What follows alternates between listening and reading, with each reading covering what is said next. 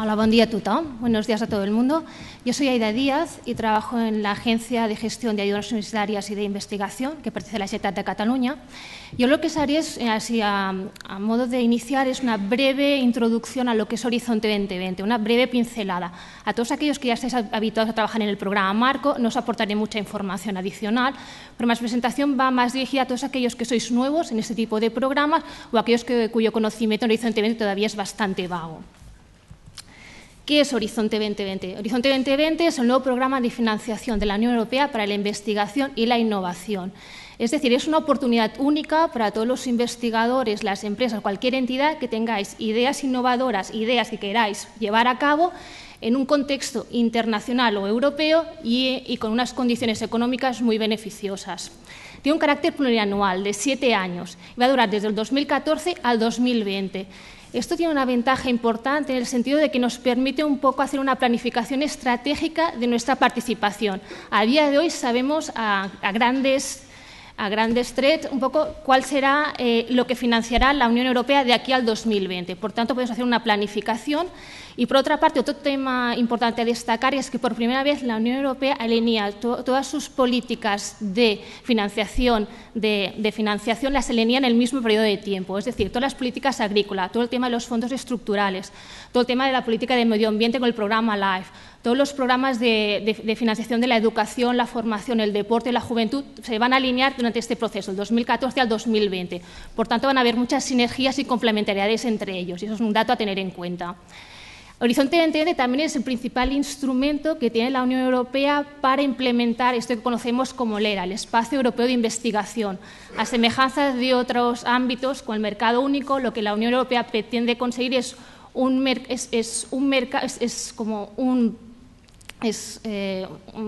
mercado de libre circulación del conocimiento de las personas, un área de libre circulación del conocimiento de las personas.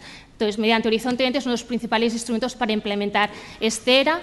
El ERA se basa en el documento estratégico de la Europa 2020, que la vais a poder ver incesantemente en todos los documentos de Horizonte 2020, y también de la iniciativa emblemática, la iniciativa emblemática de Innovation Union. Un poco detrás de Horizonte 2020, lo que tenemos que tener en cuenta es que la Unión Europea, para salir de la crisis, ha considerado que se debe invertir en innovación y investigación. Y, por tanto, Horizonte 2020 responde a una serie de preguntas, una serie de necesidades. Una necesidad es para conseguir una construcción de una sociedad basada en el conocimiento y la innovación. También está muy orientada a resultados, es para convertir todos los avances científicos en productos y servicios. También para que la industria sea mucho más competitiva a nivel internacional, mejorar la calidad de vida de las personas y también pues, que Europa continúe siendo un polo de excelencia a nivel de investigación e innovación a nivel internacional. Horizonte 2020 engloba 3 programas que había hasta estos momentos. Uno era el 7º programa Marco, que era el programa de financiación de la investigación. Otro era el CIC, que era el programa de innovación. Y luego que era el EIT, que era el Instituto Europeo de Innovación, con un poco lo que es la triple alianza entre la academia, la investigación y la empresa. Entonces, estos 3 programas se unen, se engloban en Horizonte 2020, y que cuenta con un presupuesto de 79.000 millones de euros. Este presupuesto se va a revisar dentro de 2 años y si la situación económica en Europa es mejor, muy posiblemente aumente. Aunque 79.000 millones de euros parezca que es muchísimo dinero, solo representa entre el 6 y el 10% de la financiación en investigación que se hace a nivel europeo. El 90% de la financiación se realiza a nivel estatal, regional o incluso local. Y eso es un dato importante tener en cuenta, porque durante este periodo, del 2014 al 2020, va a haber muchas más, van a intentar hacer iniciativas más de sinergias y complementariedades entre todas las políticas y programas de financiación en todos los Estados miembros y vais a poder ver lo que se llaman muchas convocatorias conjuntas, joint programming, es decir, convocatorias con una concurrencia a nivel europeo, pero de gestión a nivel estatal o regional. Es decir, vosotros os presentáis, por ejemplo, en un consorcio con entidades de Alemania y de Francia, os presentáis todos conjuntamente, pero la gestión y el dinero cada uno lo recibirá de su Estado miembro o de su región o de la entidad que sea financiadora. Por tanto, lo que es Joint Programming veréis mucho y en aumento de aquí del 2014 al 2020. las novedades de Horizonte 20 respecto al séptimo programa marco, mucho más enfocado en la innovación. O sea, los proyectos financian lo que es toda la cadena de valor, desde la investigación más básica a la investigación más próxima al mercado. Y ya incluyen también elementos de demostración, proyectos piloto, etcétera. Se quiere potenciar mucho la participación de la industria, el sector industrial. En principio, la idea es que el 20% de la financiación de Horizonte 2020 vaya destinado a pymes. Y dentro que también se quiere un poco potenciar mucho es estimular la inversión privada en I+D por parte de las empresas. Y tal como ha dicho el doctor Albert, mucho más énfasis en el impacto. Oiréis continuamente impacto, impacto, impacto. Pero no solo impacto a nivel económico, sino también impacto a nivel social. En este sentido, es importante tener en cuenta que los consorcios hasta ahora estaban formados básicamente por universidades, centros de investigación y empresas. Ahora también es muy importante, siempre que el proyecto se adecue al proyecto, también que podáis introducir, por ejemplo, administraciones públicas, entidades del tercer sector, etcétera. Un poco para que ellos puedan dar a conocer qué necesidades tienen y también para que puedan sacar provecho de todo el knowledge generado a través de los proyectos de investigación. Es un tema bastante importante tener en cuenta. Es impacto no solo económico, sino también a nivel social. Otra novedad es un enfoque hacia los retos sociales, los retos de la sociedad. Hasta ahora el programa marco está financiaba temáticas muy concretas, ya lo que quiere financiar es resolver cuáles son aquellos grandes problemas o preocupaciones de la sociedad europea en los próximos años, ya no solo la sociedad europea, sino a nivel global. Por tanto, son proyectos mucho más multidisciplinares, mucho más multisectoriales y muchas de las temáticas parten de las prioridades políticas de la Unión Europea, de este documento que os he dicho antes, que es la Europa 2020. Y temas como el tema de las TICs, los temas de la dimensión de género, los temas de ciencias sociales y humanidades, etcétera, se integran de una manera horizontal a lo largo de todo el programa. Es un tema también bastante a tener en cuenta. Y aparte de la innovación, de los retos sociales, otro de los grandes novedades es la simplificación. En cuanto a simplificación, la Unión Europea no se refiere tanto a simplificación a nivel de burocracia, etcétera, que continuará habiendo. De hecho, se tiene que recibir, para el empleo público se ha de retracontas, como dijéramos, entonces para retracontas hay que haber, todavía continuando a haber mucha burocracia.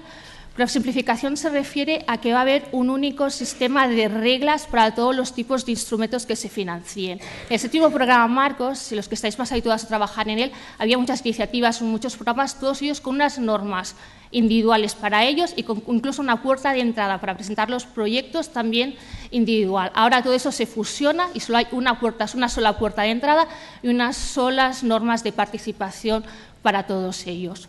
Los programas son bianuales con convocatorias anuales. Pero un dato importante a tener en cuenta, los programas son bianuales. En estos programas tenemos la información de la convocatoria 2014 y la 2015. La del 2014, como está publicada, no hay cambios, pero la 2015 pueden haber cambios hasta la fecha de publicación de la convocatoria. No se prevén grandes cambios, pero es una cosa a tener en cuenta. Que se haya publicado el Work Program, hasta que no se publiquen las convocatorias, no todo está hecho al 100%. Y también otro dato importante es que los topics ya son mucho más abiertos, mucho más amplios y no tan prescriptivos. En el séptimo programa marco los topics estaban mucho más descritos, incluso decían muchas veces la metodología que teníais que utilizar. Ahora no, son mucho más abiertos. Y básicamente cuando leéis los tópicos hay tres grandes líneas a tener en cuenta. Una línea que es el reto, la Unión Europea os está diciendo cuál es el problema y por qué es necesario dar una solución a este problema, por qué es importante intervenir. Otra cosa que es el alcance que tiene este proyecto, es decir, los límites que ellos os ponen de las acciones que tenéis que desarrollar, pues unos límites bastante amplios, porque lo que es los temas de la metodología, los procesos para llegar a esa solución, lo decidís vosotros mismos. El propio consorcio, dependiendo de su expertise, decide qué metodología o qué procedimientos utilizará. Y luego el impacto, es qué resultados queremos tener. Por tanto, los tópicos ahora son mucho más abiertos.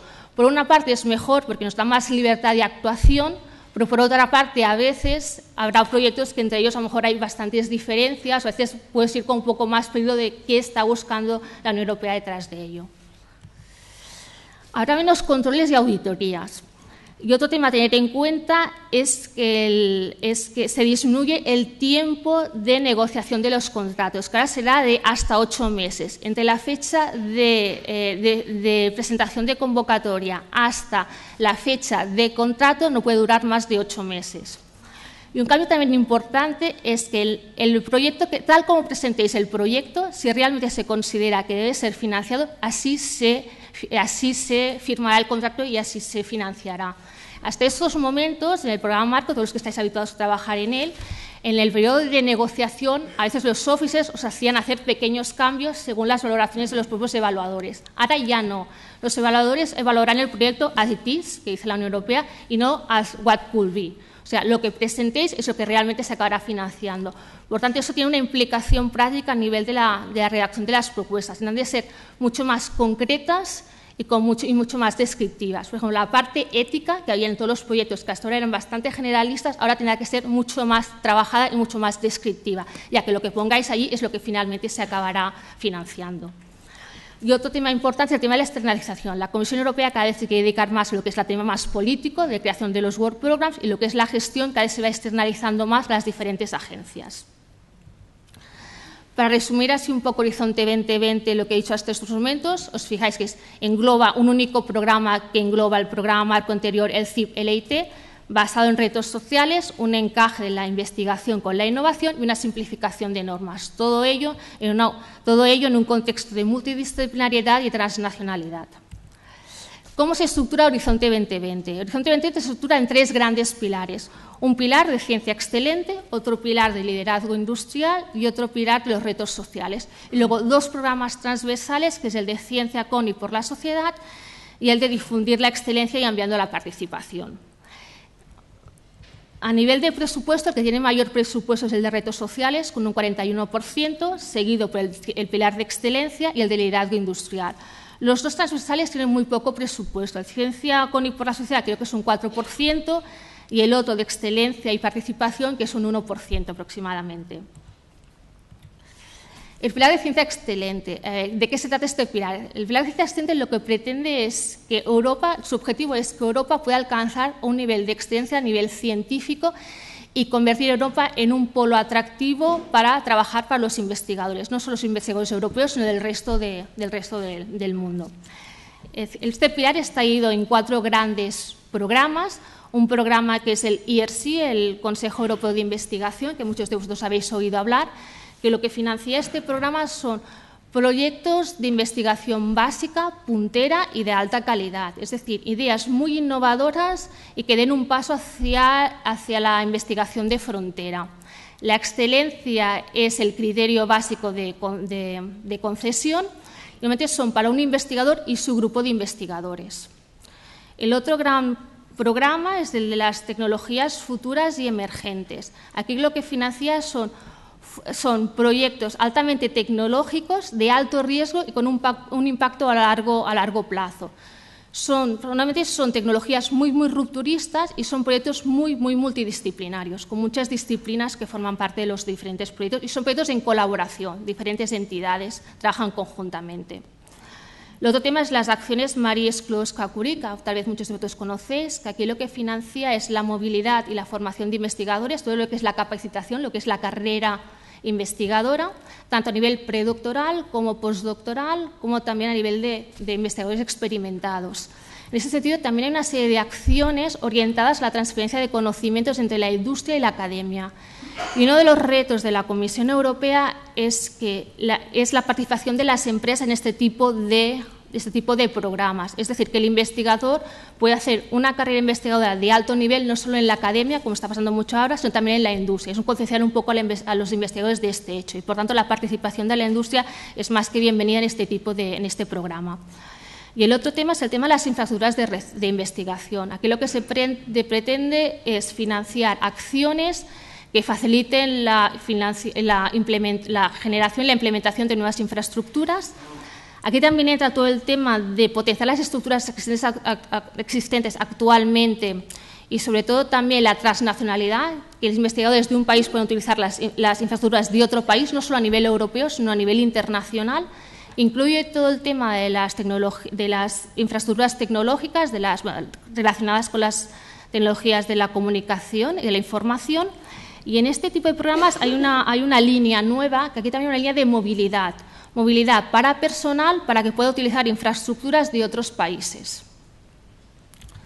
El tema del pilar 2 de liderazgo industrial. Aquí son proyectos mucho más aplicados, muchos más próximos al mercado y con una participación industrial muy importante. Está formado por 3 grandes bloques o 3 grandes programas. Uno es el de liderazgo en tecnologías industriales o de capacitación. Esto es financiar proyectos de nanotecnologías, biotecnologías, espacio, TIC. Aquí sí que la Unión Europea quiere hacer mucho hincapié que hay muchas sinergias entre estos proyectos y muchas complementariedades. Y también hay muchas complementariedades entre estas tecnologías y los retos sociales. Por tanto, muchas veces, aunque sea un programa que está situado en el liderazgo, en este pilar 2, tienes un programa muy transversal y muchas veces podrá haber un reto social coordinado con una de liderazgo industrial en la misma temática. Luego está todo el tema del acceso al financiamiento de riesgo, que esto es un poco el tema de créditos y de facilitar el capital a la industria para poder participar en investigación, y todo el tema de innovación para las pymes, que son instrumentos para que las pymes puedan participar en el programa marco.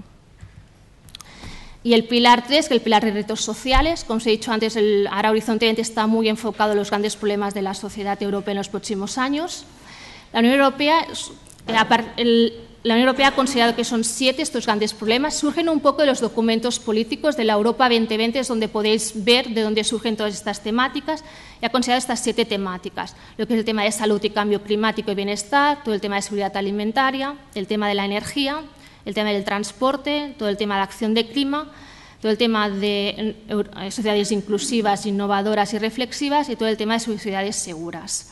Todo el tema que antes había en Ciencias Sociales y Humanidades, por ejemplo, queda englobado en el reto 6, aunque también Ciencias Sociales y Humanidades también es un reto totalmente transversal. Y este reto 6, que a lo mejor aún por la audiencia de este auditorio, puede interesar mucho a todos. No solamente financia todo el tema de políticas de gobernanza, todo el tema de la innovación, la gobernanza de la innovación, todo el tema de juventud, todo el tema también de sociedades, todo el tema de también un poco de la sociedad europea hacia dónde va, todo el tema más sociológico, etcétera. Y a nivel de presupuesto, si os fijáis, el que tiene más presupuesto es el tema de salud, seguido por transporte y luego ya energía. Los que tienen menos presupuesto ya serían el de sociedades inclusivas y el de sociedades seguras, que es todo el tema de seguridad. Y luego hay estos 2 programas transversales, que es el Ciencia con y por la sociedad, que más tarde ahora os explicará Rocío y Carolina.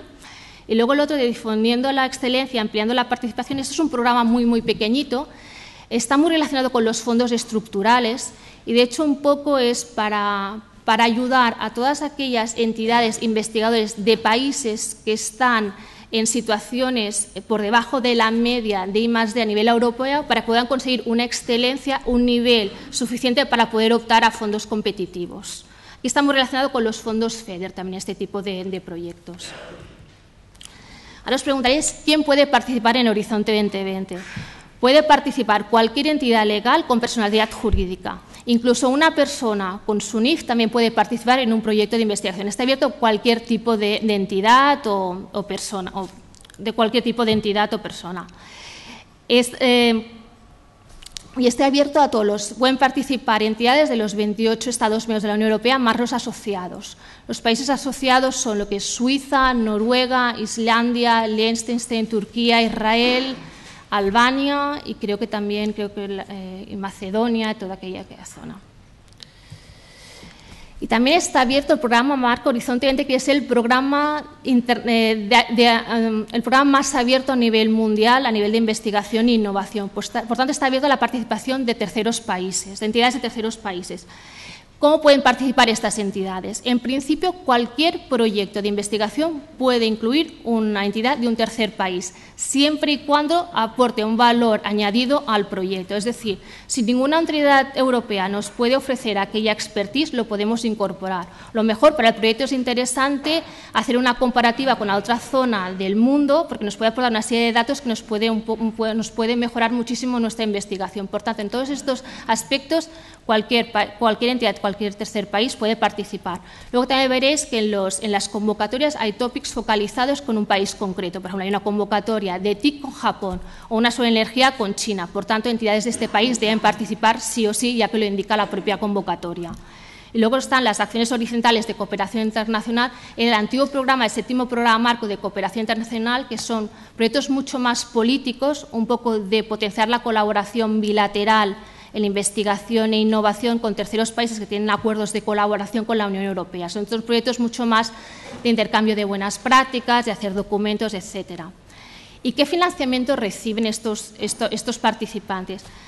De hecho, detrás de todos los World Programs hay un listado de lo que se llaman ICPC countries, que son países en vías de desarrollo que llama la Unión Europea, que son la mayoría de países del mundo, menos los industrializados, los BRICS y México. Todos estos países reciben financiamiento automático.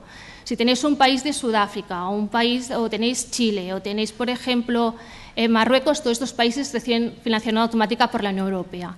Aquellos que no reciben financiación automática por la Unión Europea, por tanto tienen que conseguir sus propios fondos, son los países industrializados, es decir, sería Estados Unidos, Canadá, Japón, Taiwán y luego Australia y Nueva Zelanda, los BRICS, que ahora son Brasil, China, Corea del Sur, India,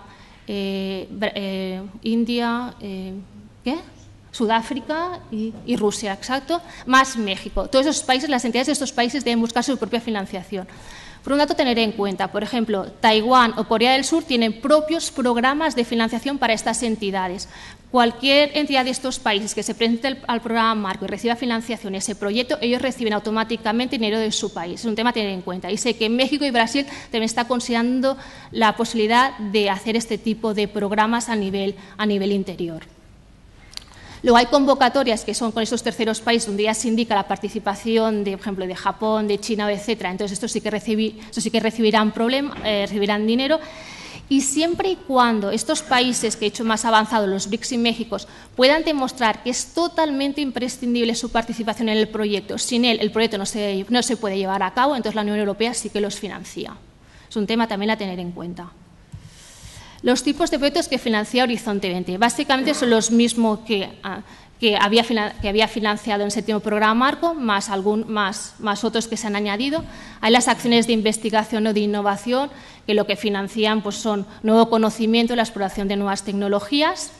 Y los proyectos son, en principio, no dice nada la convocatoria, como mínimo 3 participantes de 3 estados diferentes, de 3 países diferentes. Las acciones de innovación, que están mucho más orientadas a temas de demostración, piloto, prototipos, etcétera. Las acciones de apoyo y coordinación, que si veréis en el programa de ciencia con y por la sociedad hay muchas acciones de este tipo, que son acciones más de creación de instrumentos, mecanismos que faciliten la implementación de la ciencia. Mucho intercambio de buenas prácticas, networking, etcétera.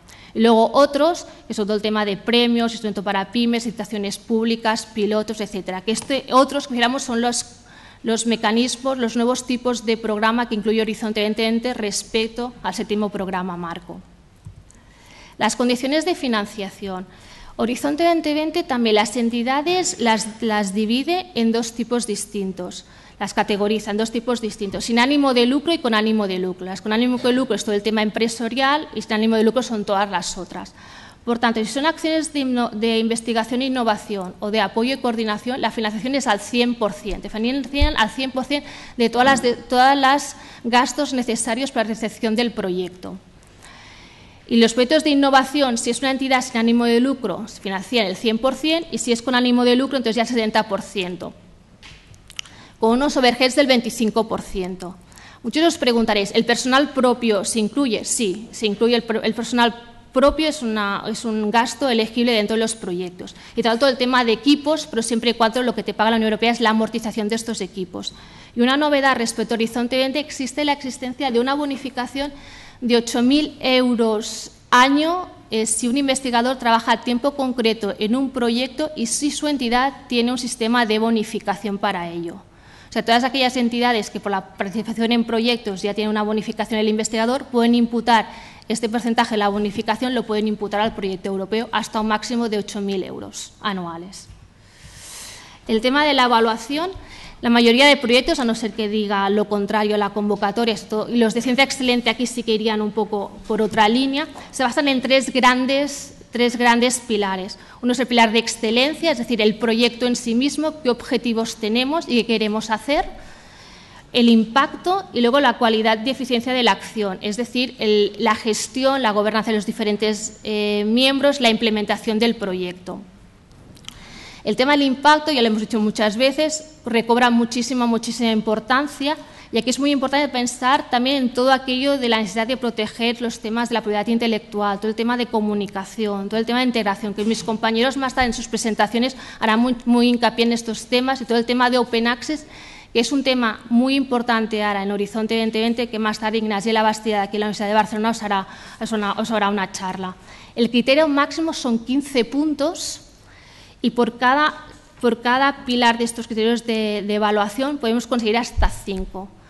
Lo ideal es 5 máximo, 3 mínimo, pero contra más excelencia tengamos, mejor, ya que a veces con el mínimo no llegamos.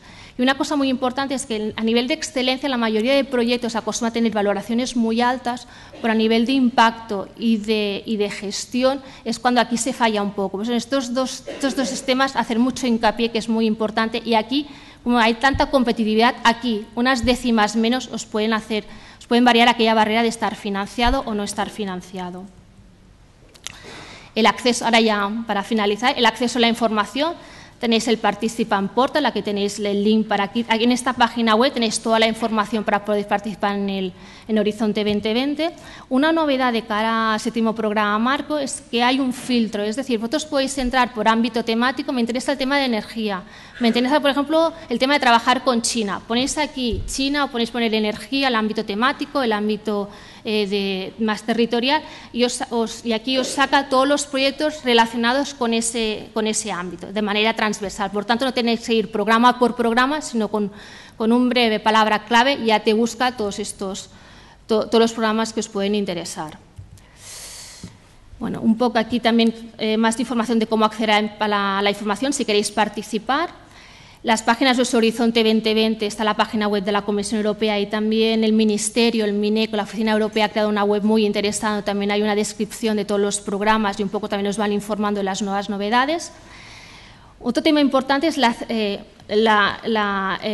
que es la búsqueda de oportunidades que os he comentado antes, esta búsqueda de search que está en el Participant Portal, que es importante tener en cuenta.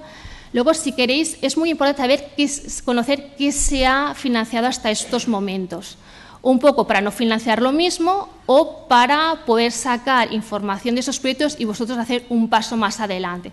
Por tanto, aquí tenéis la web, el link directo a aquella página donde os puede informar de todos aquellos proyectos que ha financiado el programa Marco hasta estos momentos, los antiguos programas Marcos. Otra cosa, si queréis información de las políticas europeas, un poco para relacionarlo con vuestro proyecto, y esto es bastante importante para el tema del impacto. Ahí tenéis 2 webs de donde encontrar todo el tema de las políticas europeas para relacionarlo con vuestro programa de investigación. Otro tema importante es que muchas veces sí que se recomienda que la mejor experiencia para participar aparte de participar en proyectos europeos, la mayor experiencia donde ganáis más información es ser evaluadores de ellos. O sea, poder evaluar un proyecto te da muchísimo feedback tú luego para poder presentar una convocatoria, te da muchísima información.